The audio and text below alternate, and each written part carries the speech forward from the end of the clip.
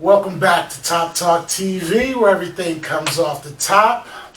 Today we're going to react to the What If channel, and today's episode is what if we use the full capacity of our brain? Interesting. Yeah. Yeah. I'm ready to dig in. You? Yes, absolutely.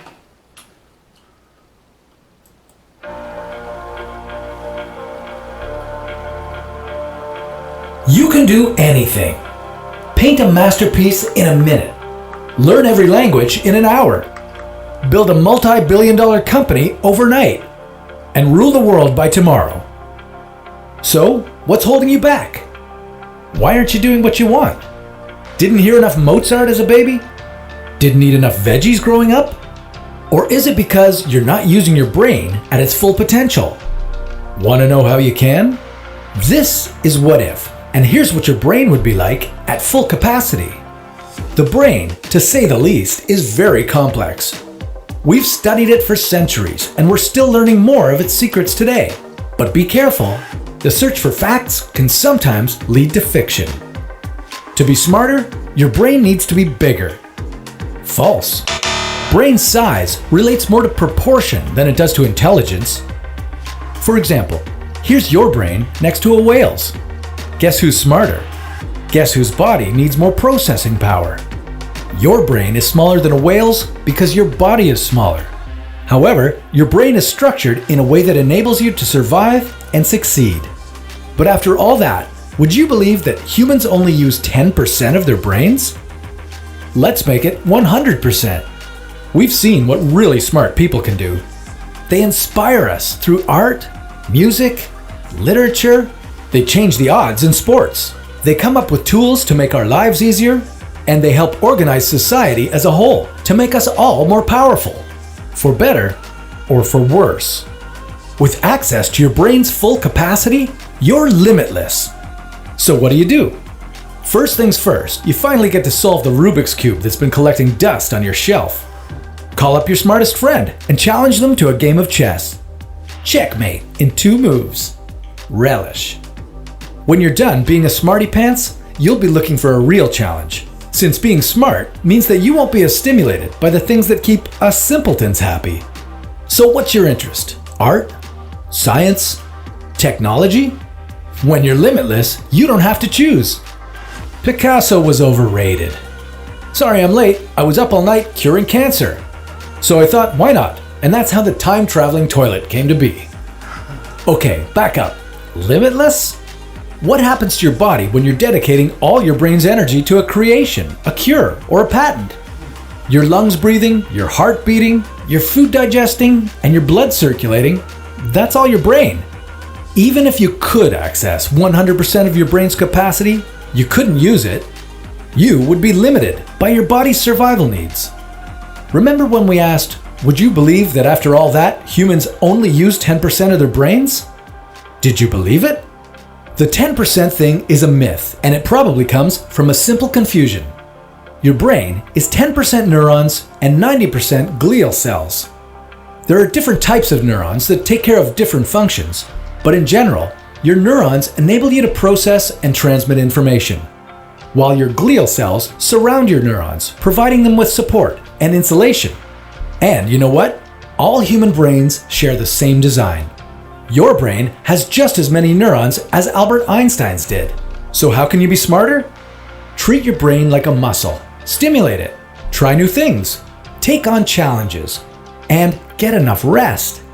Maintain healthy habits. That's the smart thing to do. And of course, it's a no-brainer.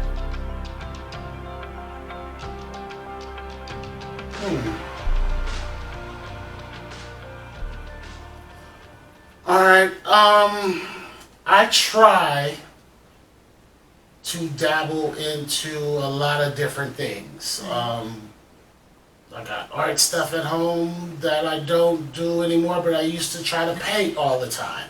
Okay. But I have the easel and all the paints and stuff, I have that. I have the telescope where I be going up and watching the stars and stuff. I have like music programs on my computer to where I'll be making beats and stuff like that. I have a bass guitar, I'll be playing that. I have a keyboard where I'm trying to teach myself how to play keyboard. So I'm constantly trying to learn and do all kinds of different things. And he was saying that if you just try different things and see what works for you and what doesn't work for you, I think that's a good way to go. The only thing that I don't do is probably get enough sleep. Okay. Probably get enough sleep. I average like maybe 6.5 hours. And I probably should be doing more. Even though I do take a nap almost every single day for at least 45 minutes, at night I don't think I get the proper sleep. Okay. Because I don't allow myself, even on weekends, to like sleep in. I usually, when my eyes open, I'm up and ready to go. Okay. So I think, yeah, we could be doing a lot more with our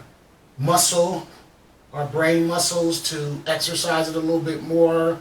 Me, of course, you know how much I'm always talking philosophical stuff Yeah. and studying humans and stuff like that. So, and I think I do that to help my brain exercise Right. a little bit more. Right. Or like I was telling you what I do on the bus. I count things and do stuff like that. And I think those are like little mental exercises that Absolutely. I do. So Absolutely. Yeah. this is a pretty interesting video. Yeah. You know, I was hoping it was going to go into more about the brain and break that down a little bit more. The fact that, you know, we only use 10% is a myth, which is, Okay, you know, we yeah, talked about this yeah. before we started this video. Mm-hmm.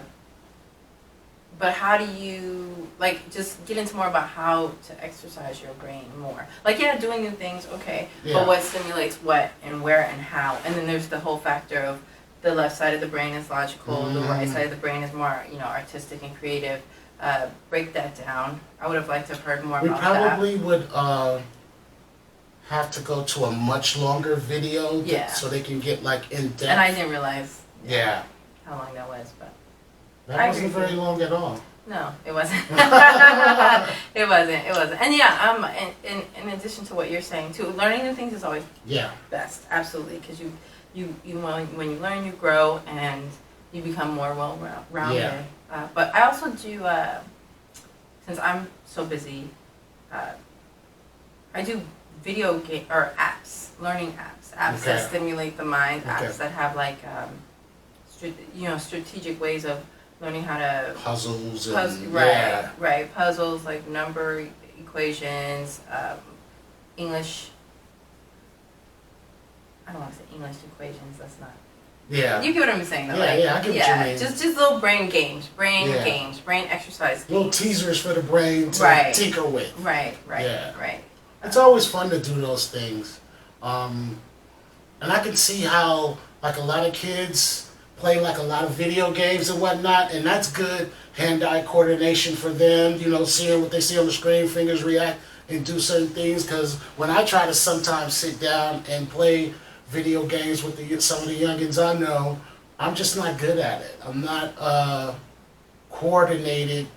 Hand-eye coordination is not that good, especially like in like driving games. I'm always crashing, Yeah, overcompensating for a turn, so I crash. right. And these kids just do it like it ain't nothing. So right.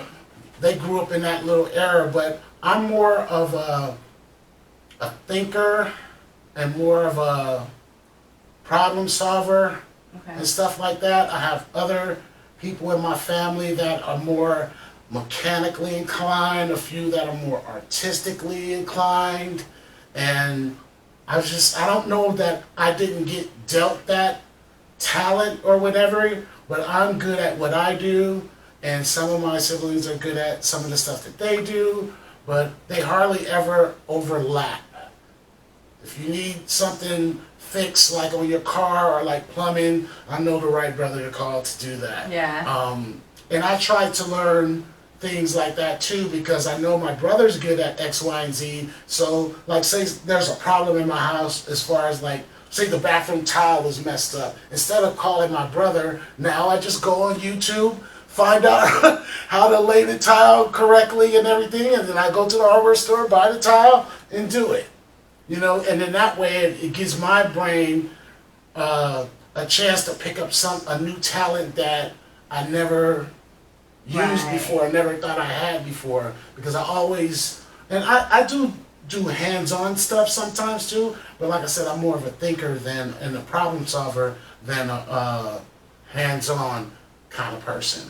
But I'm trying to get myself into being that too, Okay. and not just limit myself to just overthinking or thinking through situations, how to get things done. So I'm gonna keep practicing that, and this was a good video for me to remind myself not to limit myself. Yeah. Yeah, Yeah. I agree with that. So if I keep trying something, like I've been trying to learn how to play piano, but it gets semi-frustrating. But I notice on the days that I say try to practice for an hour and a half or whatever, and then if I go to sleep, in my mind my fingers be moving like the piano. So it's like I've picked up quite a bit from when I first started trying to teach myself that.